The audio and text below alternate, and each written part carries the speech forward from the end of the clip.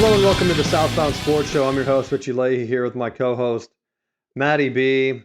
And had a very weird week of football just because of the NFL injuries. Last week, I feel like Russell Wilson, he probably listens to the show and all the trash talking I do on him. So the fact that we declared him the starter last week, that made him instantly want to sit out. That's the only reason I could think about it, because who decides, like, oh, no, I'm too injured? Like, you're here to win a job. You have to kind of fight through the pain or whatever he's doing. They said he was the starter. He's like, yeah, I'm the starter. All right, now I need to take a rest. It's like a guy, he like puts it on his resume. Like, hey, you're the team lead. But then he does nothing for the project. Like the team project. You're like, you're the lead. And he's like, yeah, I'll check back in 6 weeks, see what it looks like. Yeah, cool. That's what Russell Wilson did. Didn't play. And I'm like, all right, Fields in. They're going to eventually put him in. Fields was like 1 of 3 or something at the beginning. And I thought, it's going to be awful. And I think he barely had 100 yards, to be honest. And I just kept waiting for him to, like, do something. And the Steelers won in spite of a poor offensive performance. And it was so bad that I know a lot of people were excited about the win. He had 156 yards. He did end up hitting more passes than kind of what I expected. But the key difference is Kirk Cousins threw 2 interceptions. That he basically decided that, hey, you know what? I don't care about my big contract. Let's have the people call for Michael Penix, because that's what's going to happen anyway.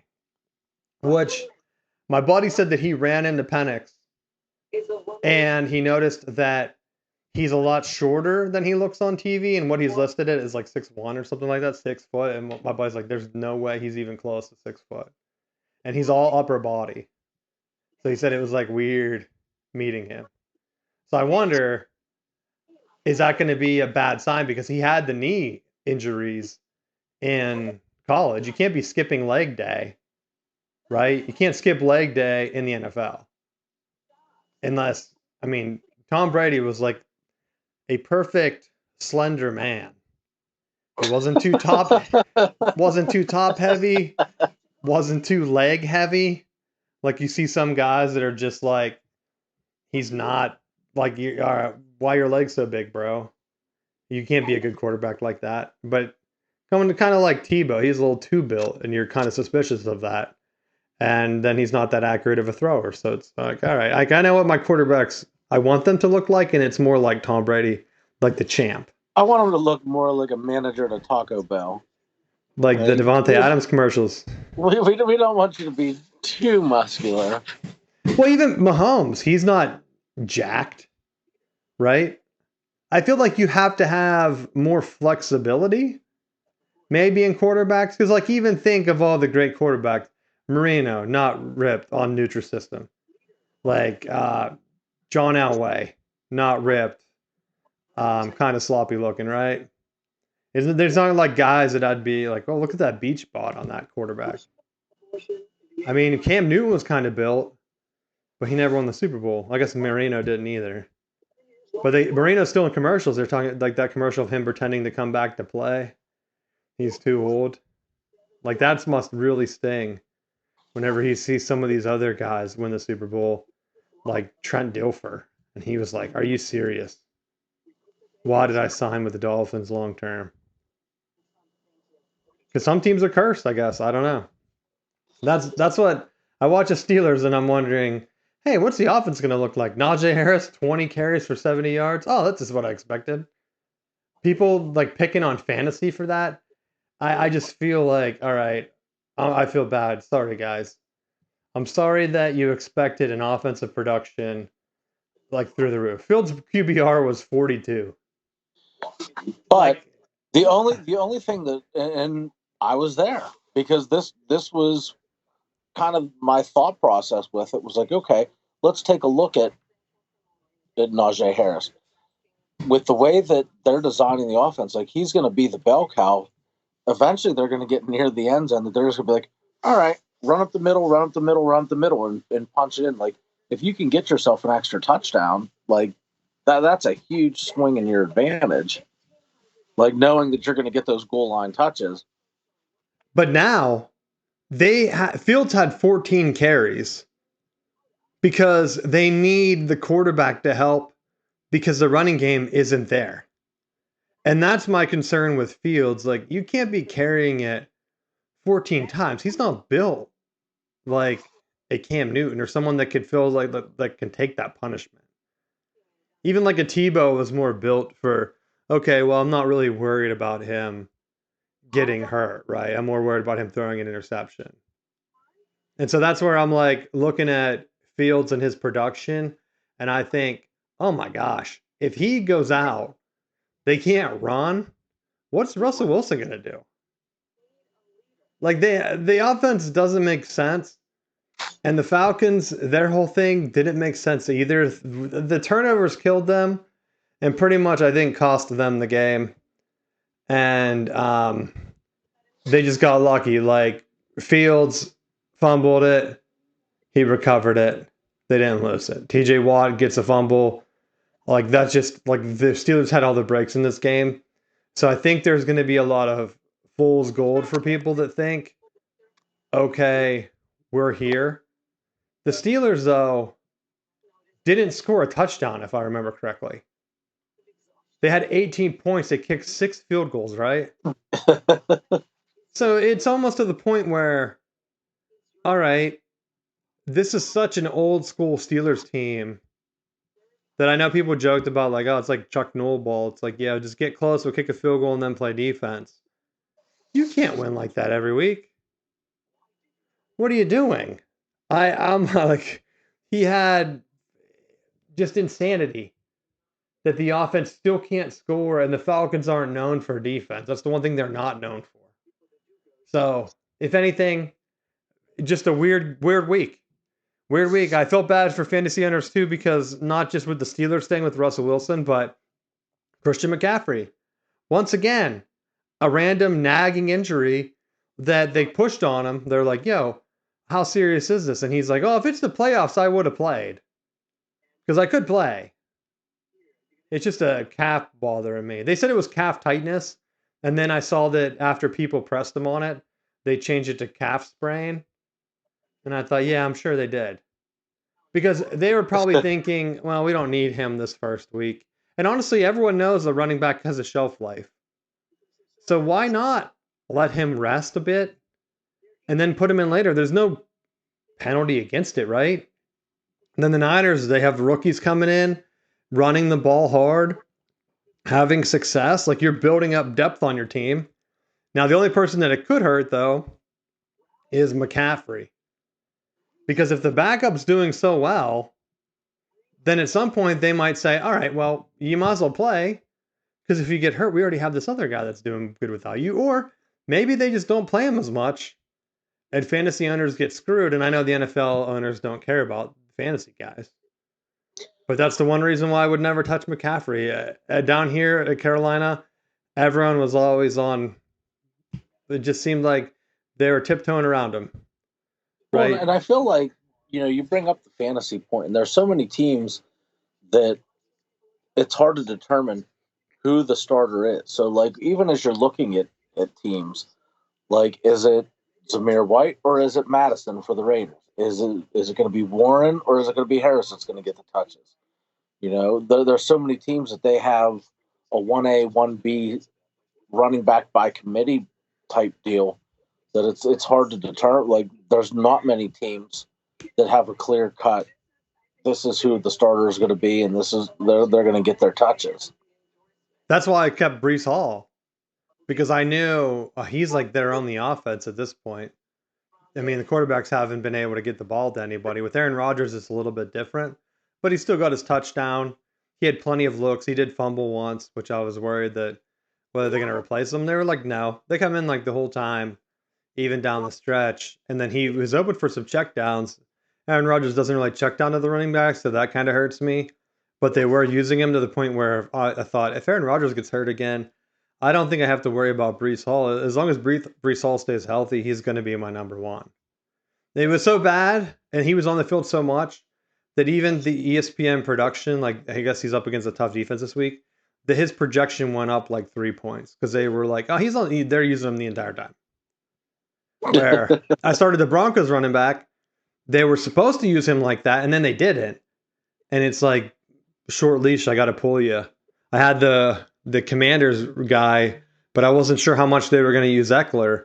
The guy I was playing had Eckler, and I almost switched him in because I thought, well, if the Commanders do good, that guy's going to get points. Maybe my guy will also get points, and it'll kind of cancel it out. But then I thought, but I might as well go with the guy that's supposed to be starting. And then I wish I didn't because my guy, the Commanders, was starting over Eckler, and Eckler didn't really have that many points. So now I know I made the mistake. I already made the switch. I'm like, all right, switching him in because I look at the prediction from like ESPN where it's like last week I had a lot of guys that didn't get a lot of points. They were I thought, in projection, I mean, so they were projecting them to be low scoring, and I was thinking, where are these projections coming from? Like I know these guys are like lights out. Like Reed. I think you had Reed for the Packers last year.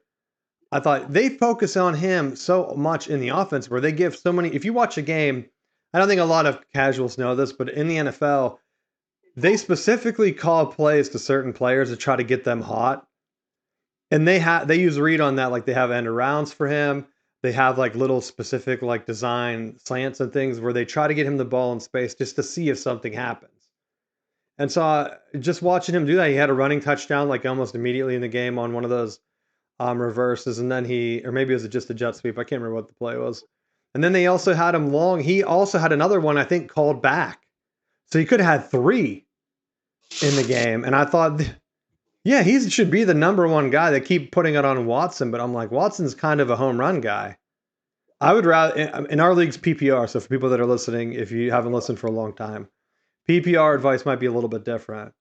But in PPR, if I know that they're going to have maybe 5 plays at least targeted to my receiver, that's 5, hopefully 5 catches at least, and you're able to get at least 10 points out of a week, which is kind of what I expect for a flex.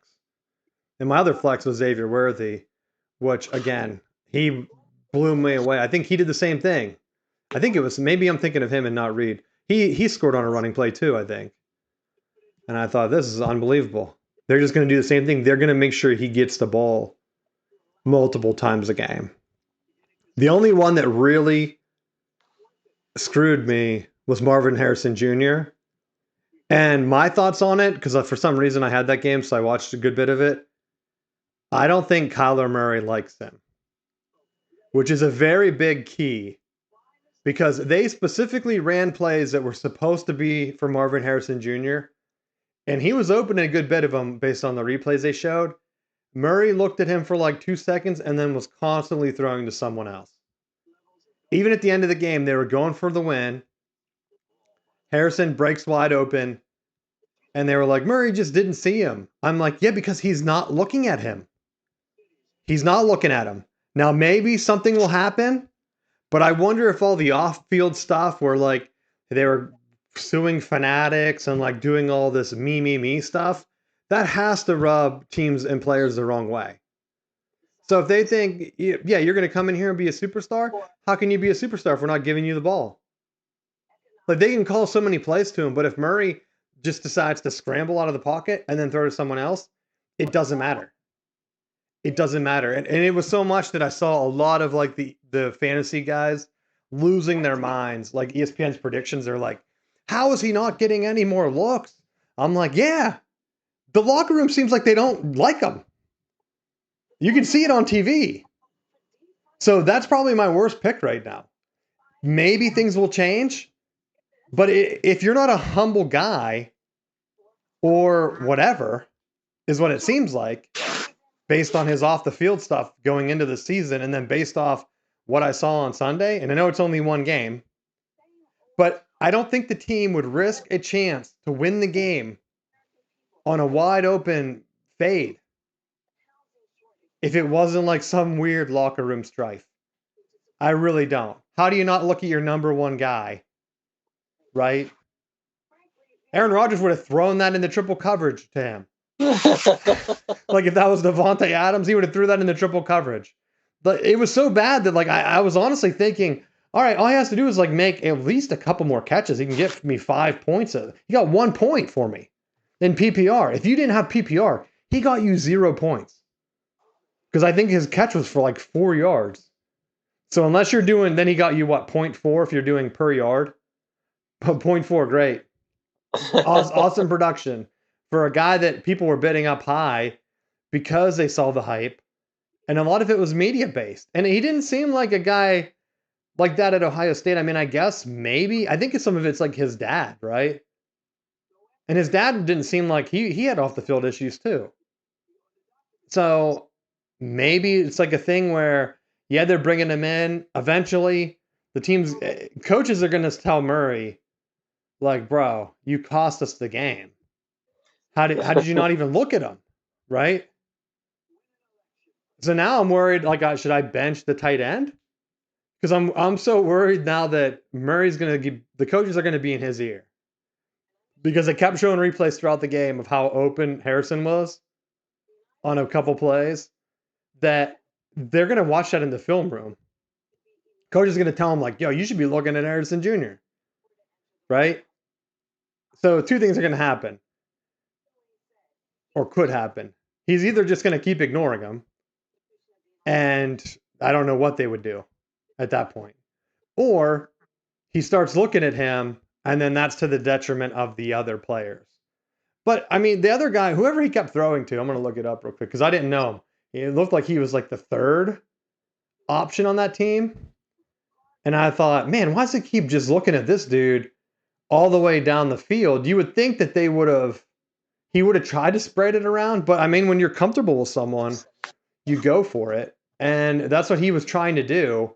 And it just didn't work out. And I thought, man, he was so close to just having something happen. It was Greg Dortch, 6 receptions. Yep. Long of whatever.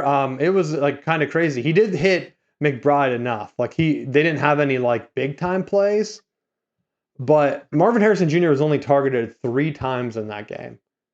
McBride was 9, Dortch was 8. Those are your best options. Even James Conner had 4 targets. So like, I just don't know what is going to change. Like if you're that comfortable throwing to McBride and Dortch, like that's it. I'm hoping I'm saying his name right because like he was from Wake Forest. I honestly had no idea who he was, and I was wondering how many people even had him on a roster for fantasy because he was definitely targeted so much that if you're looking for a guy to pick up, that's your guy. Like I would honestly become more comfortable playing him next week than I would Marvin Harrison Jr. I should look and see if he's available. You'll probably outbid me though. No, you can't. No, he is available. They still haven't projected as 8. What did he have last week? He only had 10 last week. That's the thing. You could target someone a bunch of times, but if you don't get into the end zone, because like they had Murray scoring, right? Or Connor. I think Connor got a couple touchdowns. Yeah. So if you have someone else getting the touchdowns, which is the big thing, then you're going to be out. Michael Wilson had 1. His was the reception one. Connor had 1.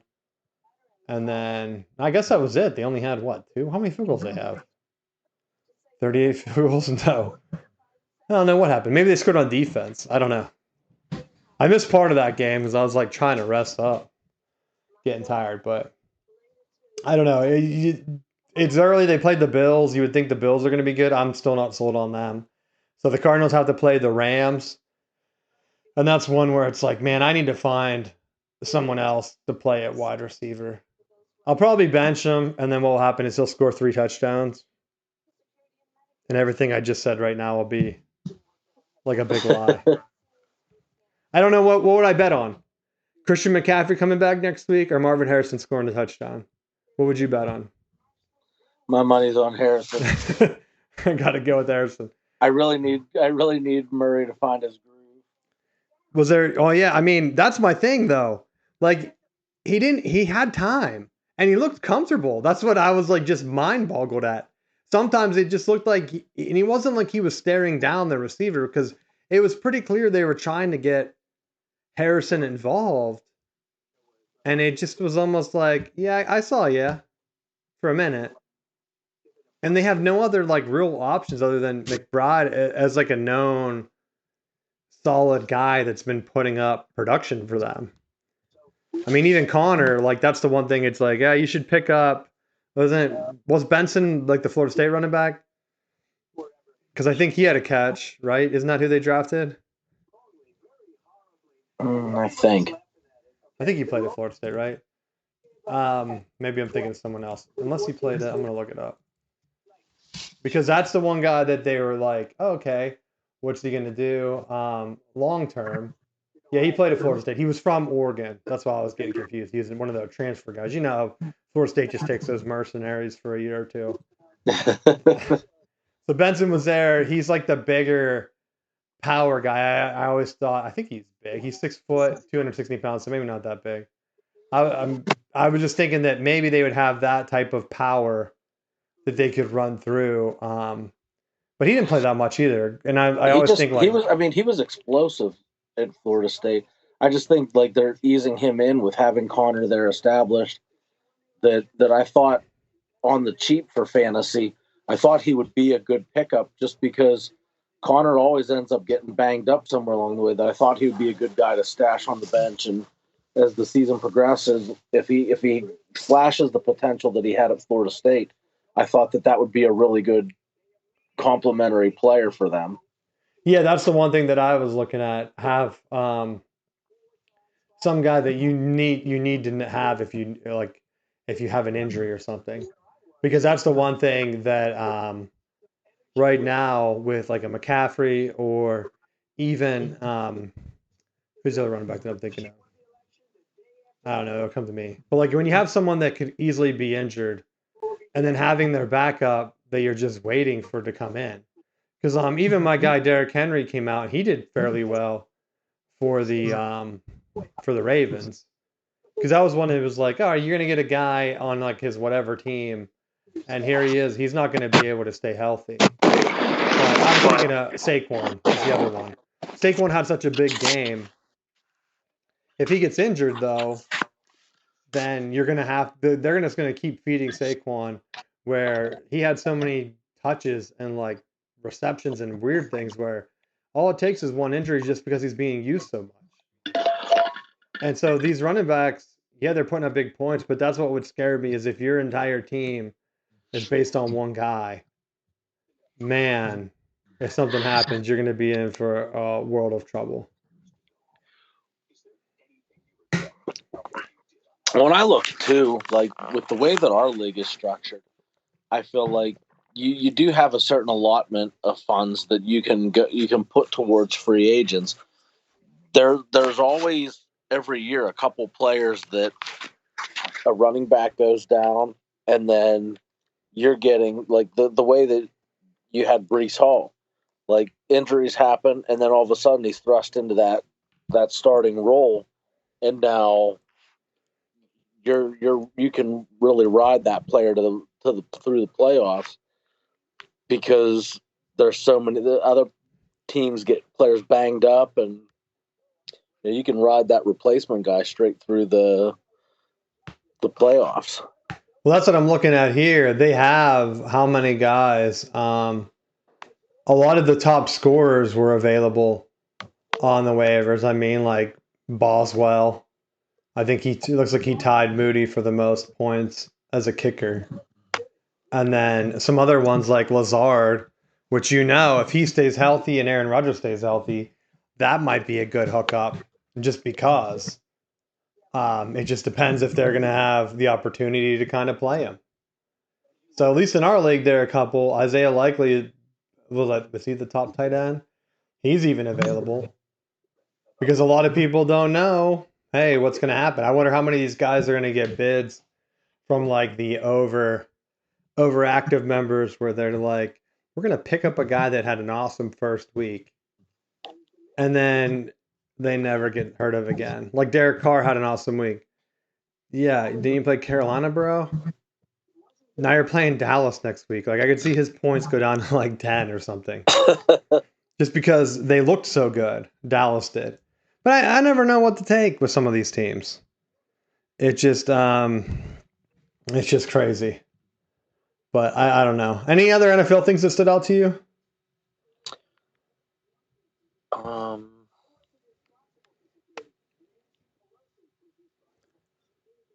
I don't know. The last one I had was Jordan Love getting hurt because his injury was 100% avoidable. Just because it was the first week, they were working for a Hail Mary. I don't know if you watch the game, but he scrambled up into the pocket. They got him. Instead of just going down or like just throwing the ball away and seeing what happened, or just trying to chuck it like to the end zone and just throwing it out of bounds. So it's not like a clear throwaway, but like a desperation heave, because I think they had enough for 2 more plays. He turned around while they were holding his leg, right? And tried to flip it back to the running back. And I thought, you did it yourself. And luckily, because he twisted as they were pulling him down, they said it wasn't like a tear and he should be back in a couple of weeks. It's just a sprain or a strain. I don't know which one it was. But watching it, I thought, there goes the Packers season right there, because they cut both other quarterbacks that were on the preseason team. The only guy they had, I think, with them was Malik Willis. So they have him, and they had Sean Clifford, but I think he's on the practice squad. So they put in Willis for the Hail Mary. He just gets a sack. It's like, buddy, at least you're playing for at least a role, because they're going to not keep you long term if you suck. Now you have to play, and Green Bay is going to be behind it. With the expanded playoff, it might not really matter too much. But just unnecessary by a guy. Like, it's almost like a quarterback trying to do too much. It wasn't his fault. The Eagles are one of the best teams in the league, I think. They drove the length of the field. It's 100% on the defense. All they had to do was stop them and hold them to a field goal. They had 2 chances, I think, to do it. One was like a minute or 2 minutes left, and then the other one was like a minute. It might have been 3 minutes and a minute 30 or something like that. It was like around the 2-minute warning. And they blew both third downs. One of them they had, and I think they called defensive holding on a screen, which just throw the guy down, like, and then get it over with. Like, don't hold him. You had him, like, he came up and engaged you, just blow him up. Pick him up and throw him on the ground. Then it's not holding, because he engaged you, but they didn't. They waited, and he tried to sneak out, and he held him. Just let him go anyway. I don't know. But the defense blew it, and then Jordan Love gets hurt trying to do too much, where it's like, just take the loss. Throw it away. Once they get you, just go down and just take the loss.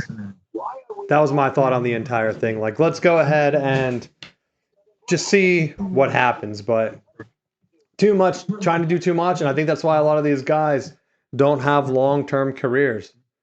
Aaron Rodgers wouldn't have did that. He's looking into the camera after plays. Like we said, like, what are you doing? How do you even know which camera to look at? He's been there for 100 years.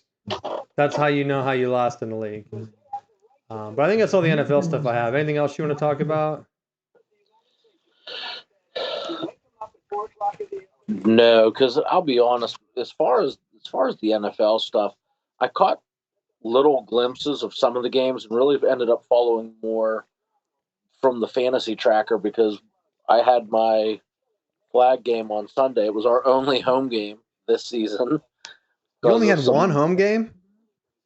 Well, last year we had all home games and one road game. So we're the way that our league is set up is really, really stupid. Yeah. And at one point, somebody before my era decided it would be a good idea to just have all home games at once, and then the next year all road games. So nobody wants to be the team that says, yeah, I'm going to give up some of my home games. So it just continues in the cycle of suck that you're like, oh, we have to have game duty every single week, or we're traveling on the road to some different place every week. Like, it's so bizarre. Yeah, that is weird. Our league down here, what they ended up doing is I put all the games in the calendar based on the times. And now they decided that they're moving some of the games earlier in the day. And it's like, why? Why are you doing that now? Like, we already tried to make plans around what time the games are. And now you're deciding that, like, instead of it being at 6, it's at 11. Some are at 1. It's like the most random thing that they try to change. And it's just infuriating to me because you try to make plans. You can go check out different games or, like, do different things. You just can't do it. I mean, basically, you have the college games on anyway most of the days, but like if you're trying to go tailgate or like make plans, go to like a concert or something, like it's all messed up if they're moving games around. And so it's just annoying as a parent where it's like, just be set. Have the set time. Don't change it. I mean, I'm guessing maybe high school pushed it around. They share fields maybe. They get the kids out there early and then get it set up for maybe a high school game. But I thought a lot of that stuff would be figured out. But I think a lot of youth sports now, from like an adult view, you're noticing that just parents just aren't together, or a lot of parents just want to keep it the same. Like there's like, oh, parade scheduled at the same time as a game every year. Why don't you just change the game if you're going to do the homecoming parade? It's like, well, we never thought of that for 4 years in a row. 4 years in a row. It's in the book, like it's in the message thing. Like everyone has posts every year about it. So that's just some of the things where it's like they need a guy that's just old and his entire job is to just do logistics. Like he just retired and they give him like a pension or something. They're like, you're old and retired. You want something to do? Pay for your health care? Come down and organize all the youth sports. That's what they need, I think. Then they could fix your issue. Do it double. You do 2 home games in a row and then you fix the schedule. That's kind of what, I mean, the Big Ten had that issue with Michigan and Michigan State and Ohio State. They were like, oh, well, neither team wants to give up a home game. And it's like, yeah, but why did you flip it in the first place?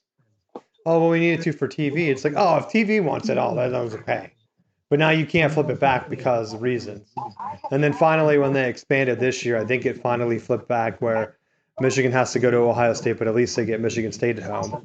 So it's not both on the road or both at home, which stinks. Like if you have your 2 biggest rivals at home the same year, then that's your best chance to win. Otherwise, you're on the road for both of them, then 2 chances to screw up.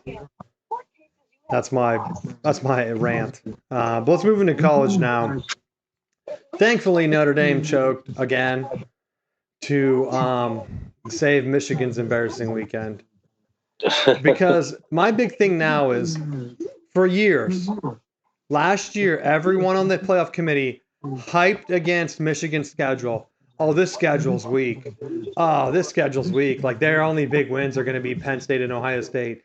Oh, if they slip up even once, they're not in the playoffs. With this expanded 12-team playoff, they better not try to shove a 1-loss Notre Dame in when their loss is Northern Illinois.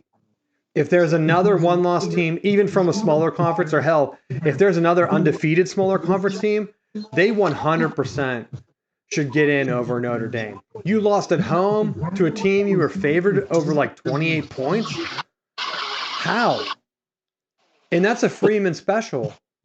Like, didn't he lose to Marshall a couple years ago? How are you not getting your team up for the games that you should crush? And I'm not just calling them out, like Notre Dame out, but like they buried themselves with this because they didn't want to join a conference. They tried to half join the ACC. God knows why the ACC went in on that. I've been making fun of Matt and like Florida State on that for a while because Notre Dame would come in, steal one of their BCS bowl games, take all the money, and then the ACC is crying poor. Like, oh, how come we had a lower payout? It's like, yeah, you gave $17 million to Notre Dame. Of course you're making $1 million less per team than the Big 12 because they didn't do that. They didn't just give out their bowl payouts to a random team that's not in their conference. Like, that's the most insane thing I've ever heard, that teams would actually agree to that just because they want to play Notre Dame in other sports. Like, I honestly don't get it.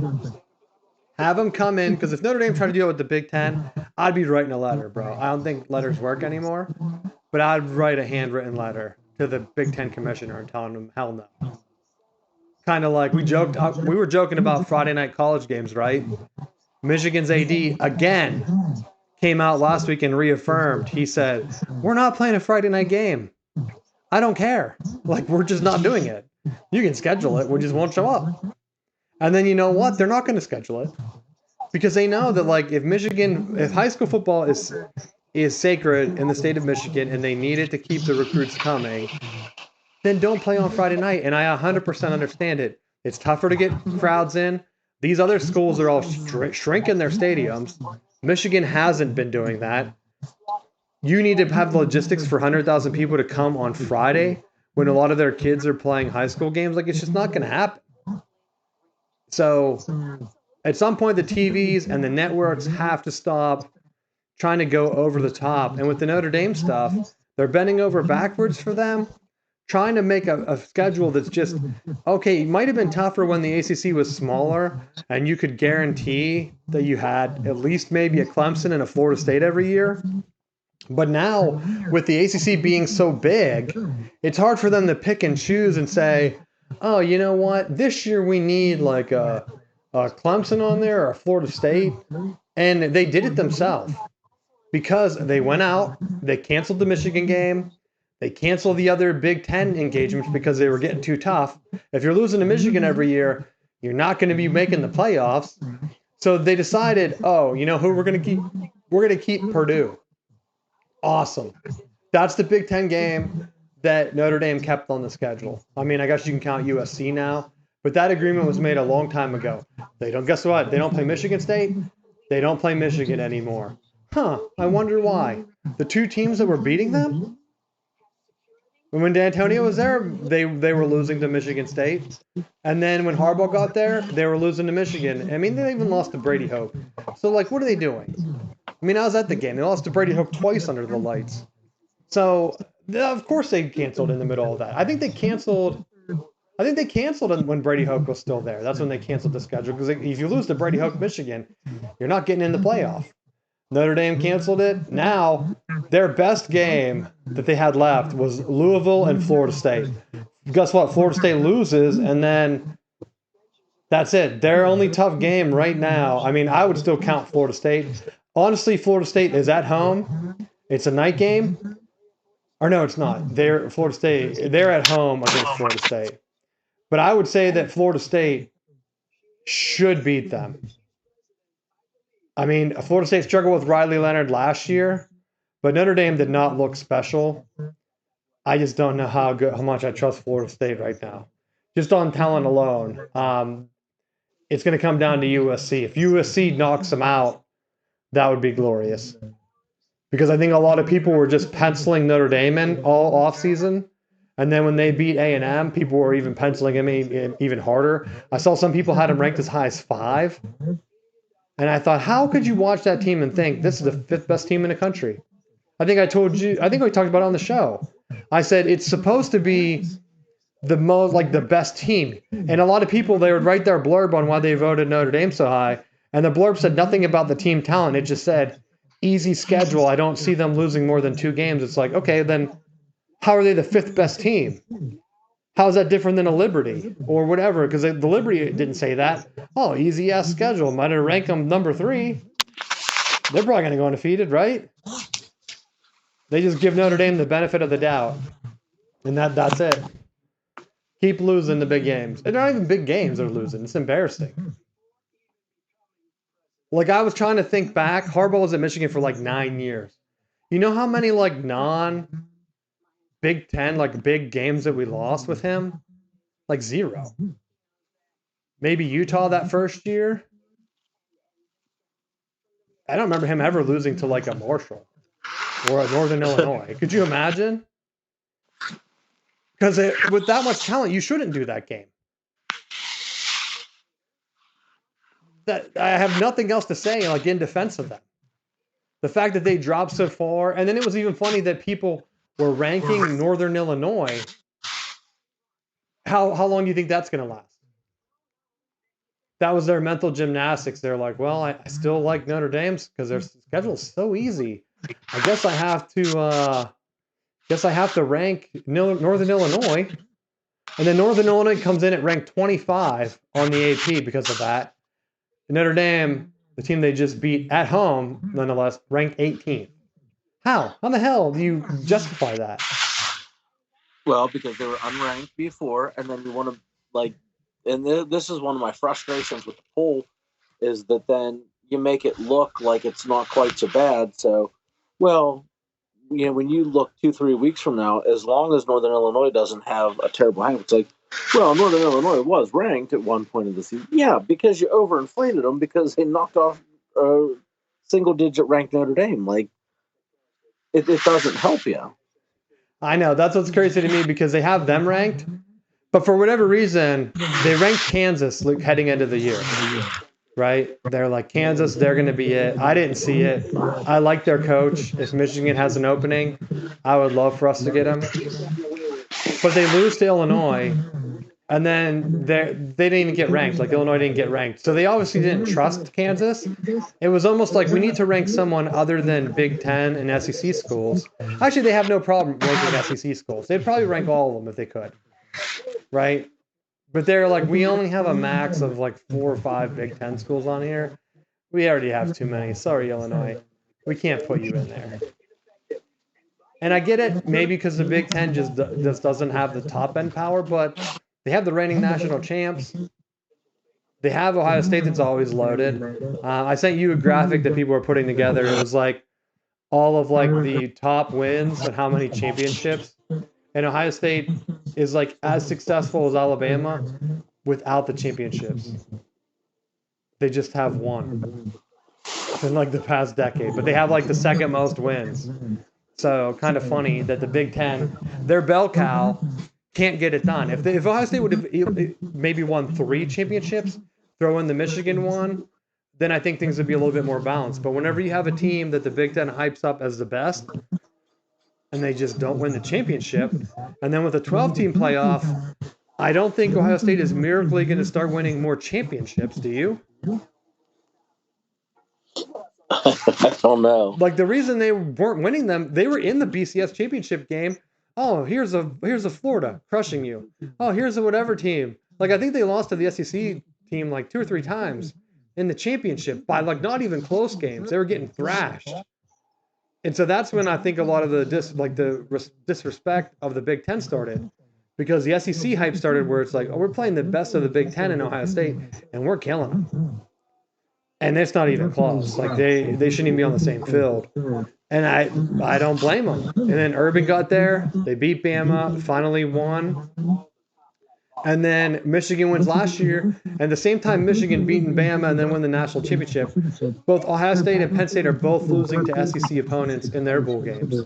So it's almost like, well, Michigan got it done, but the rest of the Big Ten still sucks. And it's hard to argue against that. If the Big Ten would have went that one year when Ohio State didn't make the playoffs, all the Bulls got slotted down. And the Big Ten, like, I think their only loss was that Michigan that year everyone laughed at. And it's like, who cares? Do it whenever. Michigan's winning that. Michigan wins the national championship. How'd the rest of you jabronis do in Bulls last year? Oh, not good? Oh, who cares? I don't see anyone laughing at you guys. You got guys like Brohio instead just investigating Michigan.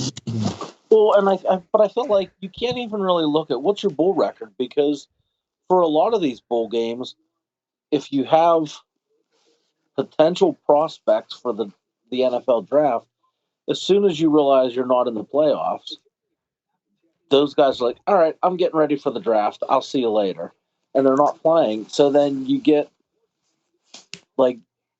these kind of half bowl games where you're not really getting the best of the best. So you're not getting an ideal matchup of who is this,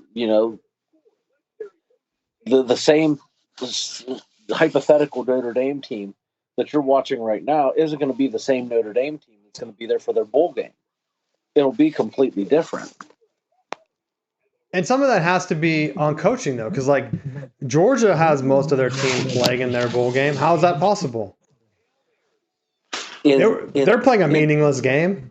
But in that scenario, like, they already had an opportunity to go into the playoff, and they lost their conference championship. I mean, defining the rules that had been established before, like it made sense for those guys to want to finish on a good note because they lost a game.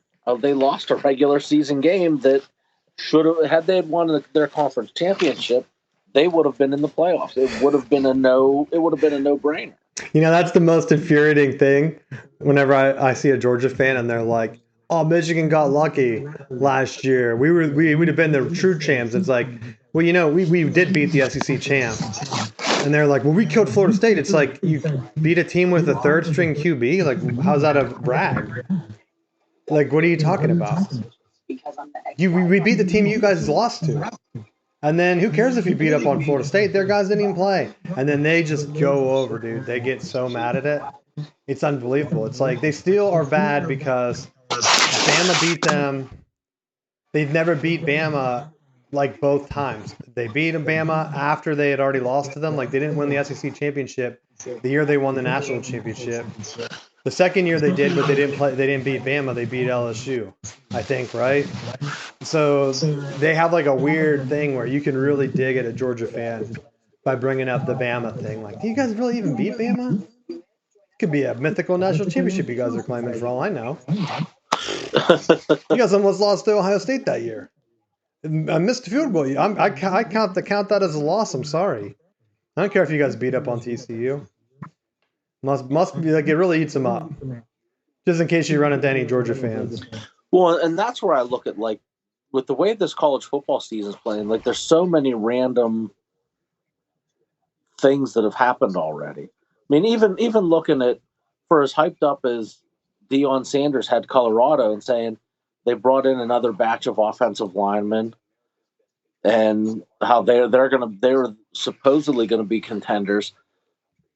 Nebraska, the team that we've kind of forced into the basement, kicked the dog crap out of them.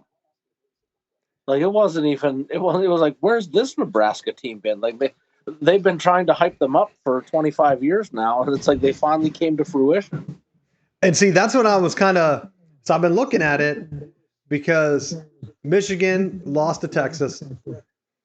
That's not a conference game. So that game doesn't matter. Penn State almost lost to Bowling Green. So I was high on Penn State. I've been high on them. You know how hard it is to talk a bunch of hype to Penn State on this show and then watch them almost lose and have a bunch of Penn State friends where they're like, what were you talking about? Like, we can barely even do anything against Bowling Green. Like, there's no way we're winning the Big Ten. And it's like, yeah, you might be right. They had one of the easiest schedules. And if Nebraska somehow makes it to the Big Ten championship game because Oregon hasn't looked great, Michigan was exposed on offense, and if you can shut their offense down, which it looks like everybody can, the defense is going to get tired. So I don't care how great Michigan's defense is, that's pretty much over. The next thing is who else? Oh, USC. USC might be the one team up there, but Nebraska plays both Ohio State and USC. If they win one of those games, the rest of their schedule is so easy that they might not have a Big Ten loss. They play Illinois, Purdue, Rutgers, Indiana, UCLA, Wisconsin, and Iowa. Now, they probably always struggle with Iowa.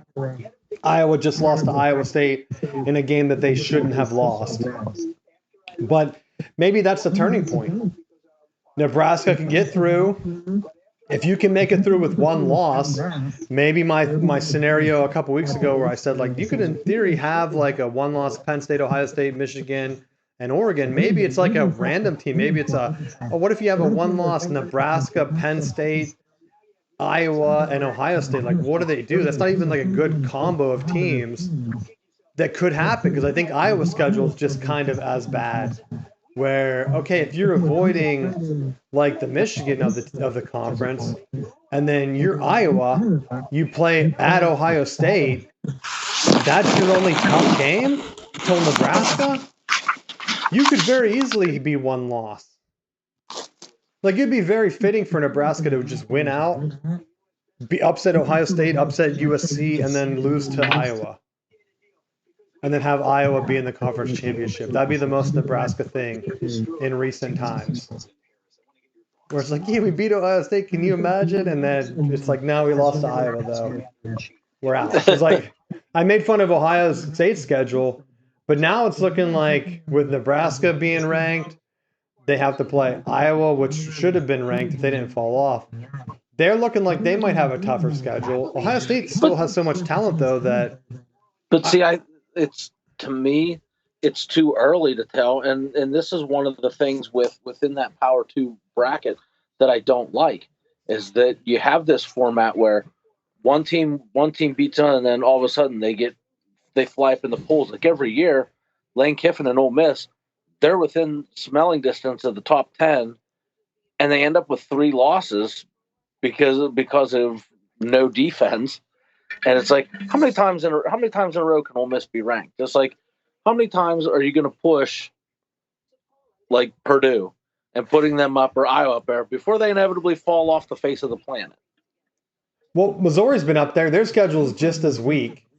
They only play right now. The only ranked teams they play, miraculously, they play a ranked Boston College. But the SEC draws only Bama and Oklahoma. But I mean, for as dog crap terrible as Missouri has been, what was it, 2010, 2013? Both those years, I think they were contending for the SEC championship and losing to Auburn both times, I do believe. Yeah, they did make it. That was when they first joined the league. But now they're getting the Rutgers treatment where they have an easy schedule because no one really cares about them. And so all you have to do is win 10 games, 11 games. If you're, 10-2, there's a chance you get picked for the playoff as like an 11 seed. It's just going to come down to what does the committee actually do, like I said. If Michigan and Ohio State both end up playing like 4 ranked teams at the end of the year compared to Missouri might only have 2, is that going to be a big difference if Michigan's 9-3 with 3 ranked losses and Missouri's 10-2 with 2 ranked losses, but they have no ranked wins, and Michigan upsets one of the ranked teams on their schedule? They might have 2 ranked wins. Does that matter? Like what's gonna take over the top? Just a regular crappy record because you had a weak non-conference, or are you going to penalize Michigan because they played Texas? That's what I want to see from the committee. We don't know what this expanded playoff. Like last year, Florida State had the unblemished record, and they didn't really have a non-conference issue. Their issue was injuries, which shouldn't even be taken into the playoff. Everyone knows that. And they left them out anyway, so it was like a weird situation. So what is going to happen now? Do they just make it up again? Did they just say, like, well, Missouri, they might have more talent or something? Like, oh, they didn't have a big a loss. Or we don't know what the schedule is going to be like yet. That's what I want to see. We need to have a couple of years of this expanded playoff to see which teams. Are they just going to put brands in there? Are they just going to say, Michigan, you're in no matter what? Because, like, we don't want Missouri people aren't going to watch Missouri. We don't care about them. We're going to pull in Notre Dame and Michigan just because. And then it's like a weird big brand playoff. I don't want that. So I don't know. But that's my thought on the whole thing. Yeah, you have the expanded playoff. I know you hated the pods. But honestly, and I know the Big Ten would never, ever do this just because they don't want to lose the Michigan-Ohio State game. That's the biggest moneymaker on Thanksgiving weekend. But I would have almost preferred the Big Ten dropped with their new, what do they have, 20 teams or 18 teams? If they somehow made a pod or they invited 20 teams and had like a 5-team pod or something where you could have an 8-game schedule or a 9-game schedule, but you keep the last week as a flex week to kind of play as a play-in game to the championship game, that would be it. Or like you just play the entire nine pod or whatever it is. That way the championship game isn't this, oh, well, we have 8 teams with 1 loss. How do we pick the winner? Or maybe 2 losses. Like, how do we pick the winner? Oh, we draw straws at the local laundromat. Like, okay. Great. Downtown Chicago, where the car dealership, Hyundai, or I don't even know who sponsors the Big Ten these days. They're down there throwing dice. Like, okay, awesome. There's a much easier way. Just do pods, buddy. do pods, but they can't because it's unbalanced right now. I think they're at 18 teams.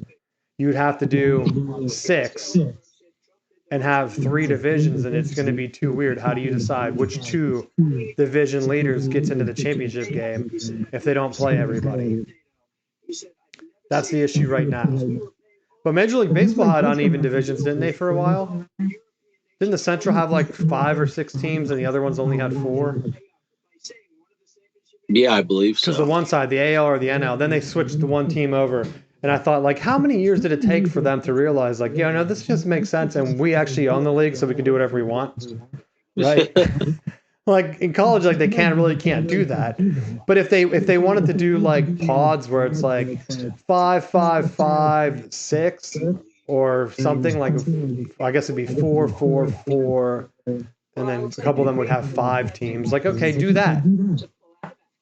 Do that and have the one odd team, like throw a bone to an independent, like Notre Dame, and say, hey, you want to be honorary member? Or just join fully. I don't even like the honorary member thing, so forget I even said that. I've been talking trash on Notre Dame for that entire thing. But they could figure it out. Invite Army or Navy instead. Like, hey, you want to be scheduling partner for this weird pod?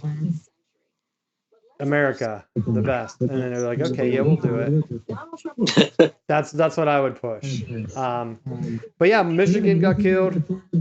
And it was almost like I wasn't super hyped about the game.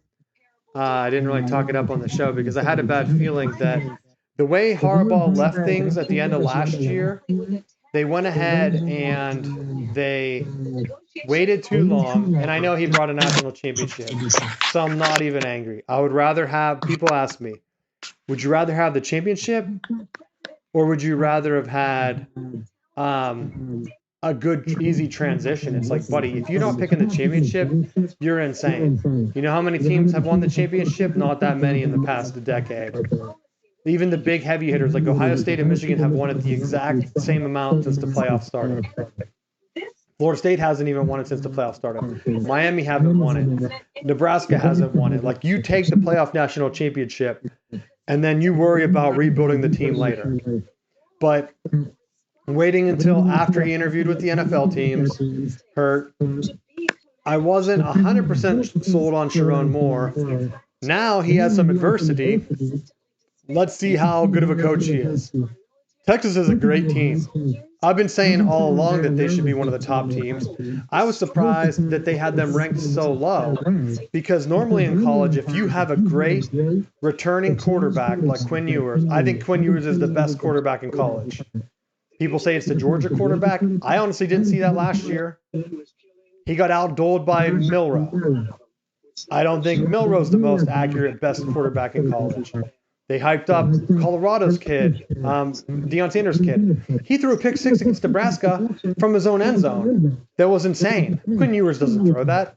Quinn Ewers had a couple of almost pick 6s against Michigan, but he had the wherewithal to kind of just miss them and still be accurate on the run and converting third downs. That's so much bigger for a college program. And that's why a program like Clemson, if you have an NFL quarterback, can win national championships, because if they get 2 great quarterbacks, they're unstoppable. Right? All you have to do is be somewhere near the top in talent, get a great quarterback. We saw with Cam Newton, unstoppable college quarterback. So Texas right now, to me, I think has the best quarterback. My issue was, is their D-line going to be able to hold up? They stopped Michigan's run, and that's my concern with Michigan. You hired an offensive coach. How is the offense that bad? There's no creativity. There's like no downfield shots, which they can say, well, we don't trust the quarterback. I watched Maryland take like 10 downfield shots in their game against Michigan State. And I watched Michigan State do the same thing, where if you don't take downfield shots, the running game's not going to open. You can bring in a running quarterback. If he doesn't even try to hand the ball off or throw a pass, teams are just going to blitz him and shut him down like Texas did. And your team has nothing left. And then count in just random turnovers like Michigan completing a ball, driving late at the end of the half to cut it to a 1-score game Michigan was about to get the ball after halftime. If they could have scored a touchdown there, the game would have ended up different. Like, throw away everything else. Instead, the tight end catches the ball wide open and then just drops it. Just drops it, like, very undisciplined. What you haven't really seen under Harbaugh, I mean, I guess special teams last year, especially in that Rose Bowl, were pretty sloppy. But I kind of blame that on the delay. With the 12-team playoff, I don't think we're going to see that as much. You're not going to have teams just not playing for a month, right? And then playing in a totally different state, somewhere they've never played before. With the home games now, you're going to kind of be playing at least semi-close in time frame to where the end of the year is. You might get like a 1 week bye or whatever it is now. You're not taking an entire month off. So I really don't blame that on Harbaugh too much. But Jerome Moore, your thing is offense. The offense should be nowhere near this bad. And that's my concern with him. It was weird. He didn't have a contract. They didn't really have an answer to why he didn't have a contract. He signed like a letter of intent that expired, and he just kept coaching. Well, it was just weird. Like, to me, that was the weirdest thing. They're like, "Are you really coaching without a contract?" I was like, "No, I have a contract." And then they cut to him signing something. It's like, did they just give him like a coloring page from a Haas's menu? Like, what are you signing?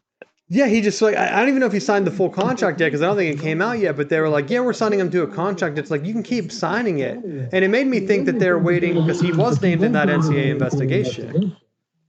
And I'm wondering if the new contract says that there's a specific part that says if he's guilty, they can fire him without cause. And then Michigan's back. Because like last year, when Harbaugh left, it's too late to do a coaching search. Right? So, and they owe Harbaugh nothing. Harbaugh can pick Sharon Moore to be the head coach in waiting. If Michigan wins only 6 games this year, he's a first-time head coach with a loaded defense. And you're an offensive coach, and your offense is averaging like 100 or 200 yards a game. You're gone at Michigan. It's like the Luke Fickell thing where he was there for like a year or half year or whatever as the interim coach. That's kind of what it felt like, where it's like, Sharon Moore, you're kind of like the interim coach. And I'm just worried that they didn't do whatever they could to keep Harbaugh. Harbaugh was a once-in-a-lifetime coach. If he wanted to go to the NFL, I understand that. People close to Harbaugh said he didn't start looking around until Michigan started to mess with his contract. And maybe that's true. I don't remember. I remember him always being mentioned for NFL jobs. He never really shut it down. But he is kind of weird, so maybe he just didn't want to. But I have no hard feelings. Chargers looked like they were a complete team. I know they only played the Raiders. But if Harbaugh wins in the NFL, honestly, if Harbaugh was in the NFL for 3 years and they win like 2 Super Bowls and he's like, hey, Michigan, I want to come back now. My show cause is over or whatever. Michigan 100% should hire him. They should fire whoever they have and just hire him back. Like, I'm not even joking. You're not going to have a coach like that. I just think that the way things ended, I mean, I guess you could bring in a new AD that's like pro Harbaugh like they did to get him in the first place.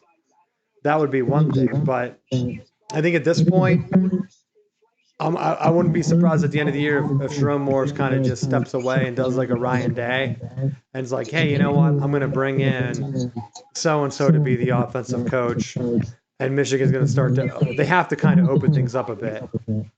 I mean, you can be a power run team and still be successful. But right now, they're not having a good line play. And they don't trust. They keep saying they don't trust the quarterback, but even JJ barely threw last year. Remember, everyone was blaming it on the Stallions thing. That's just the offense. It worked for Harbaugh because he had Blake Corum. Michigan doesn't have Blake Corum to make holes out of nothing with powerful juke moves and jump cuts. I sent Matt a ton of jump cuts after, like I was like just showing him Brett Blake highlights last year. There's the one Indiana play where it was like he went from being tackled by 5 dudes behind like the line of scrimmage to almost scoring a touchdown. Teams don't have running backs that do that. So like when you don't have that at Michigan, then what? You are just getting tackled by 6 dudes. And that's it. So that's what we saw on Saturday. No offense. Kicker's still awesome. I don't think like a 4-loss team gets a kicker invited to the Heisman ceremony, though. So we need to win a couple more games if I want that dream to happen. But that's my thoughts on it. I want Jerome Moore to be given a fair chance, but everything that I saw on Saturday is 100% coaching and not trusting your guys, not developing them, because they could have tried to get a guy in the portal after spring game, right? Didn't portals open up?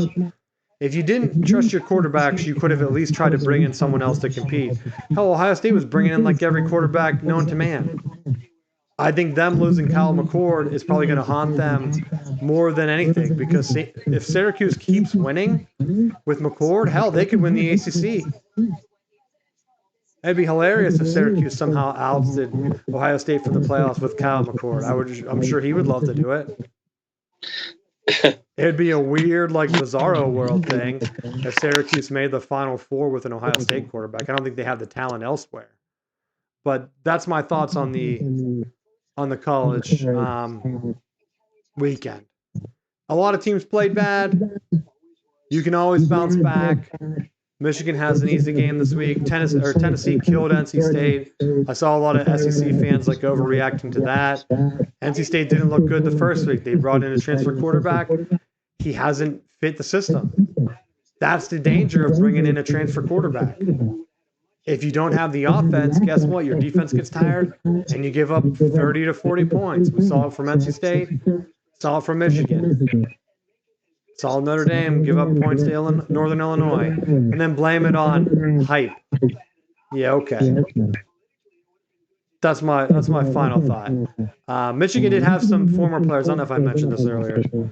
They have former players like Denard Robinson suing the NCAA for their pay. Because the NCAA just finished that lawsuit to pay players from now. The old guys are going back and trying to get their money, and I hope they get it. I 100% hope that they get it, because I think they deserve it. They always show Denard highlights. Maybe not everyone deserves it, but like it's kind of like when Desmond Howard got his money from doing the Heisman pose. And the guy was like, yeah, it was me. I'm making the money from it, the artist or whatever. And then eventually he just had to split it, because like you took a photo of a guy playing a game and you're making all your money off it. Like that's kind of, he wasn't getting paid for that. You didn't pay to do the photo shoot, right? He got his scholarship to play the game. So I'm glad that Desmond got his money from that, Desmond Howard. I don't know if I said the right name. But now Denard's trying to get his, a couple other guys like Braylon Edwards, who's also always used on BTN highlights. So that's my thing. Anything else you want to talk about college football-wise? I mean, going into next week, I'm just hoping that for Florida State that they get the quarterback situation under control.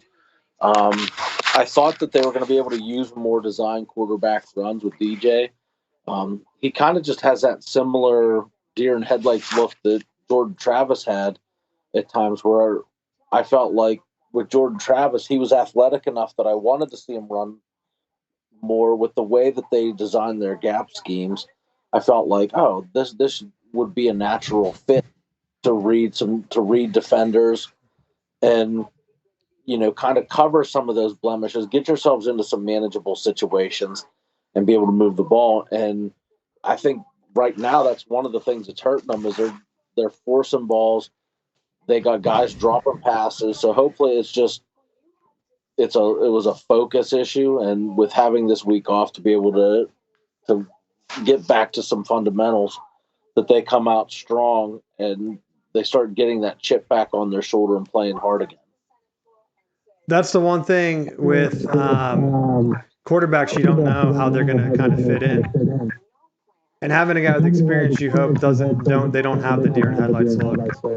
So it's hard to get them over that if they already have it early in the year.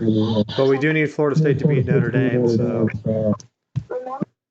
yes, because I want more chaos. I don't want just a bunch of teams at like 11-2 or 10-2 that like they predicted, like, oh, we're just going to take the top 4 teams from the Big Ten, the top 4 teams from the SEC, or 5 teams now that they're projecting. They're still putting 4 Big Ten teams in, 5 SEC teams now, and then the Big 12, ACC, and then whatever champ is lost. Actually, I think they said that when they have to add the Liberty in or whoever, that it will kick out the bottom SEC team. But you don't know that. You don't know which teams they're going to put in at the end of the year. So I want more chaos. I want a bunch of like 8-4 teams or 9-3 to have to make the playoffs, or at least 1 or 2 of them, and one of them be Michigan, because that'd be funny. Defending their title as like an 8-4 team, and people were like, "See, shouldn't have expanded the playoffs, or maybe we need to make it 16 because how does one random team?" Michigan's like what, the second highest ranked 1-loss team behind maybe LSU. I forget who the other one was, but that's what I want to see. I did have one more thing. The voice of Michigan football, rest in peace, James Earl Jones. He, for those that haven't been to the Big House, he does the entry video, the voiceover for it. I don't know if they still are going to use him. I don't think he re-recorded it. I don't know if it changed because I don't like ever record it and like sit down for it. But I knew they had a different video each year that played. So that's going to be someone that's missed. At least at the games if they have to change it up, because that's like one of the things that struck you. Like, you have Darth Vader doing your football intro. That's pretty badass. But that's all I have. You have anything else you want to talk about? No, that's it. All right, well, thanks for listening. Tell your friends. Maybe we'll have a better week next week. I'll get some more fantasy tips as a league or year starts to develop, and we will see you next week.